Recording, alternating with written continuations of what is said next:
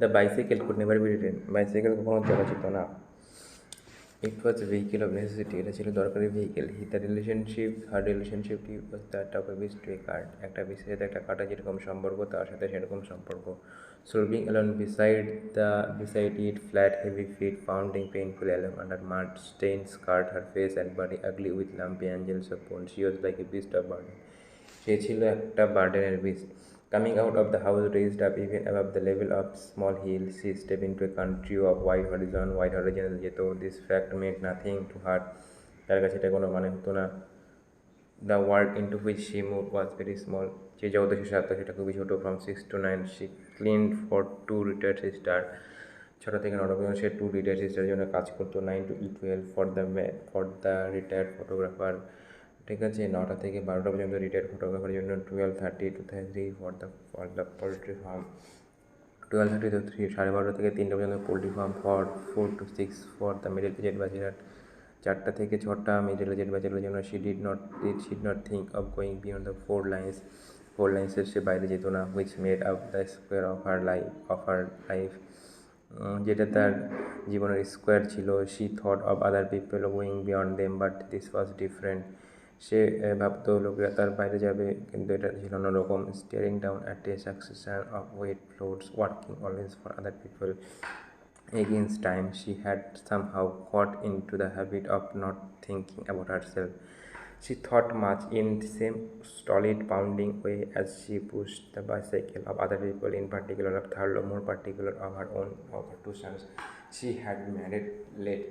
The boys were 9 and 13. She saw them realizing fine ambitions, making their way as assistants in shops, as clerks in offices, even at parlors, heavily built with faces, having her own angular boniness.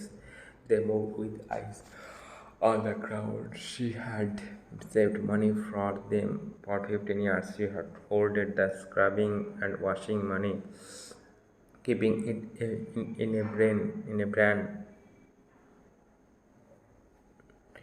brand bag under a mattress in the big bedroom. They did not know of it. She felt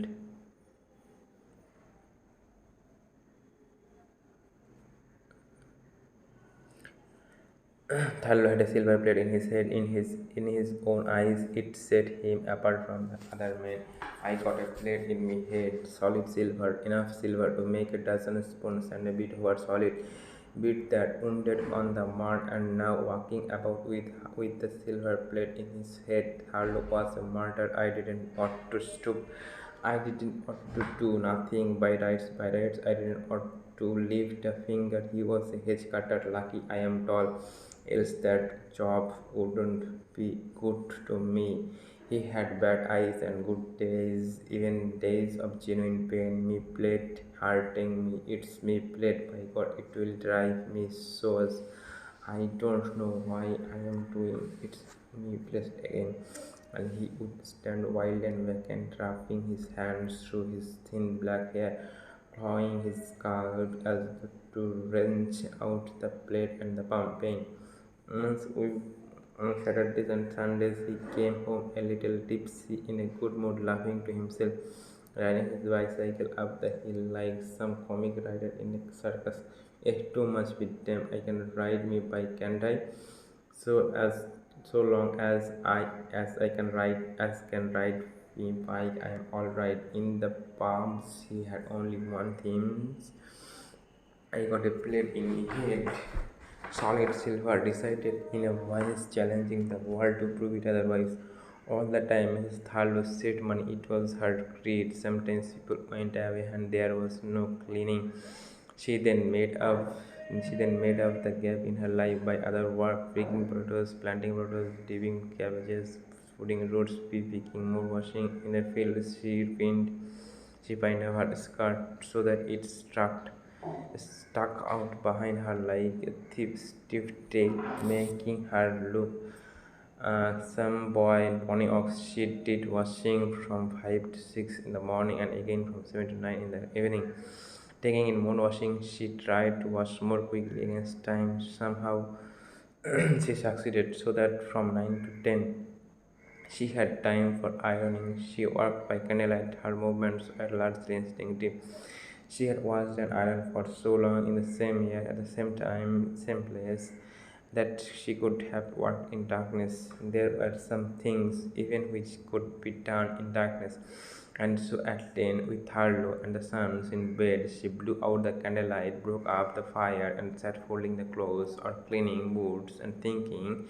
Her thoughts, like her work, went always along the same lines towards the future, out into the splendid avenues of ambitions. Always for the two sons, there was a division in herself, and the one part stolid, one part stolid and uncomplaining in perpetual labor, the other fretful and almost desperate in an anxiety to establish a world mind of her own.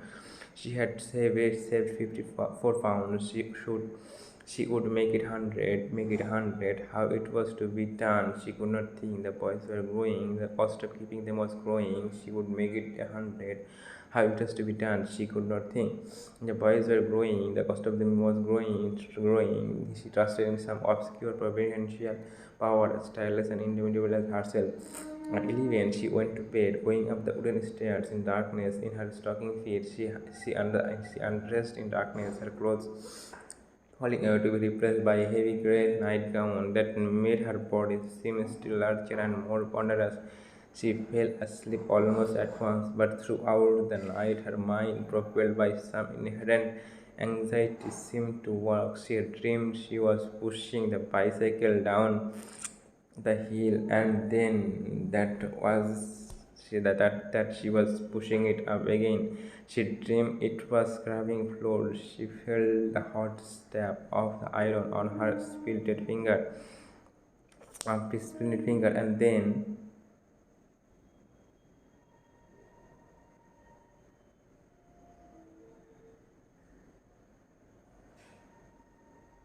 and then the frozen bite of icy sweats as they picked them off unthought earth on bitter nothing mornings.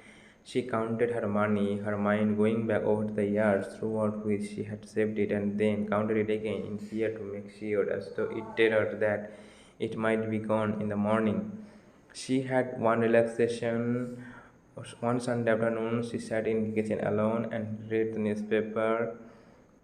They are not the newspapers of the day, but all the previous week, and perhaps the week before that. She had collected them from the houses where she scrubbed, bearing them home on the bicycle. Through them and by them she broke the boundaries of her world. She made excursion she made excursion into the lives of other people, tragic lovers, cabinet ministers, Atlantic flyers, suicides, society, beauties, murderers, kings. It was all very wonderful, but emotionally, as she read, her face showed no impression. It remained ox-like in its impassivity. It looked in some way indomitably strong, as though little things like beauties and suicides, murderers and kings could have no possible effect on her. About 3 o'clock, as she sat reading, Thurlow would come in lumber upstairs and sleep until about 4:30. One day he did not come in at 3 o'clock. It was after 4 when she heard the bicycle tinkle against the wood shed outside. She raised her head from the newspaper and listened for him to come in.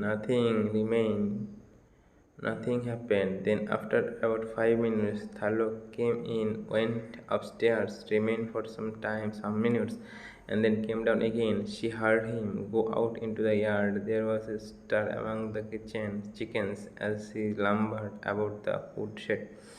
Mrs. Thurlow got up and went outside. There, at the door of the woodshed, Thurlow was just hiding something under his coat. She thought it seemed like his heel hook. She was not sure. Something made her say, "Your saw don't need sharpening again, Reddy. All does. It That it does, he said. That's just what it does. Joe is sharpened to it. Thaler looked upset and slightly wild as she wailed when the blade was hurting him, her eyes drinking. I gonna that tonight. All the time, Ford almost certain that it was the billhook.